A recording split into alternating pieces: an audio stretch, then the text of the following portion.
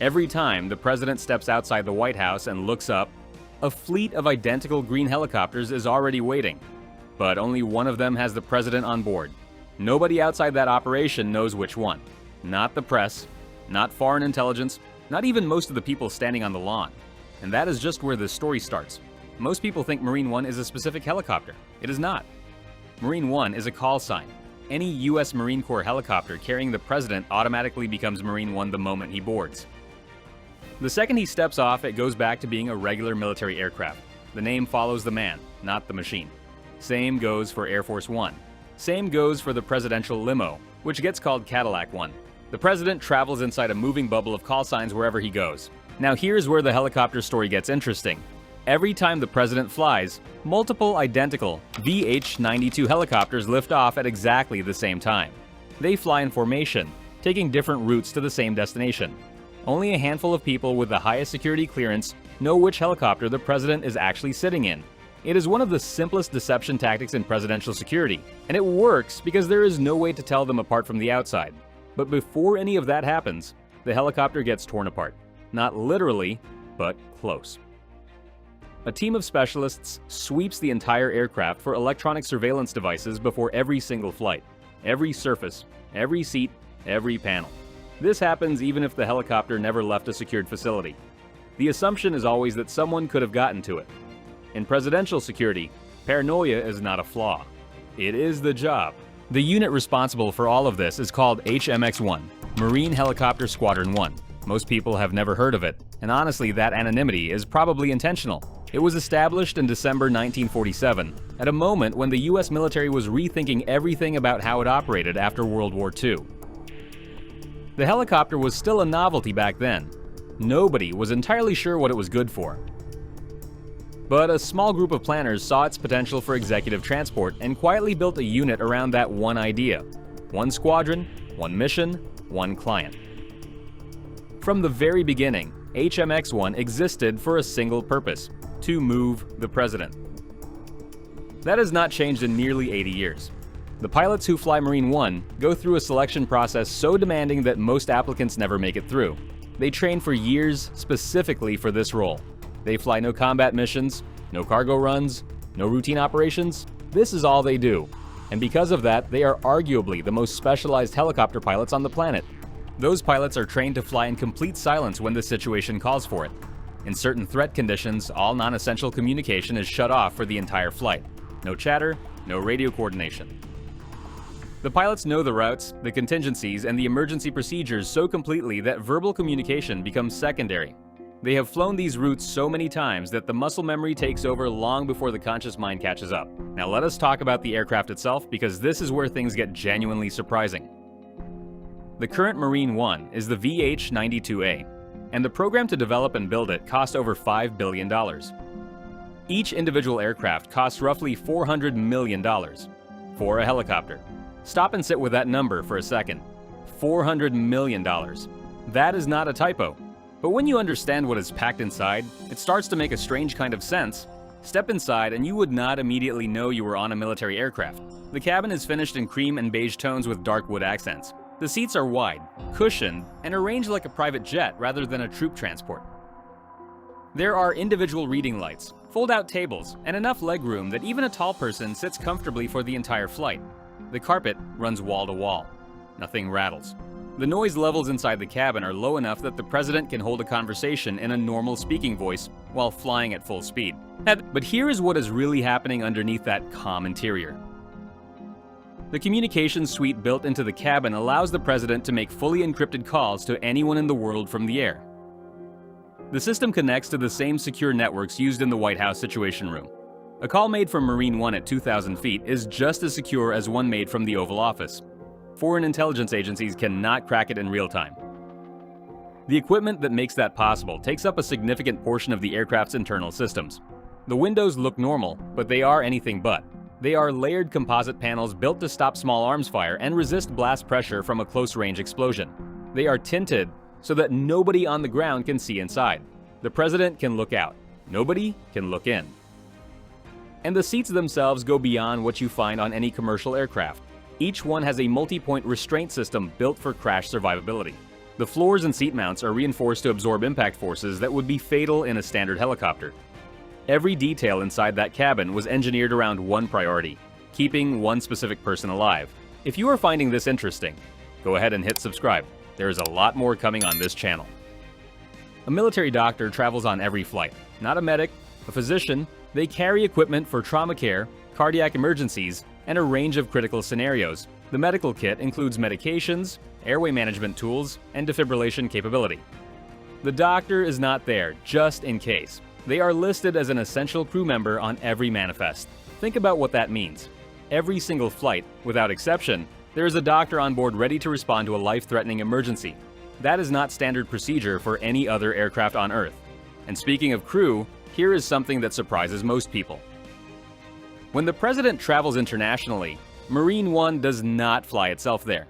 It gets loaded into a C-17 or C-5 Super Galaxy, flown to the destination, reassembled, and made ready before the president arrives. The rotor blades fold flat for transport, then unfold and lock into flight readiness under any weather conditions, anywhere in the world, on short notice. That folding mechanism went through thousands of test cycles before anyone signed off on it. Because in this program, nothing gets assumed. Everything gets proven. Now here's something the Air Force will never fully confirm. The specific defensive systems on Marine One are classified, but it is publicly acknowledged that presidential helicopters carry electronic countermeasures and infrared flare systems designed to decoy heat-seeking missiles. The exact configuration, how many flares are carried, what electronic warfare capabilities are built in, none of that is public knowledge. What is confirmed is that the threat of a shoulder-fired missile is taken seriously and the aircraft is equipped to deal with it. What that equipment actually looks like, that stays classified. And the color scheme that everyone recognizes is not just tradition.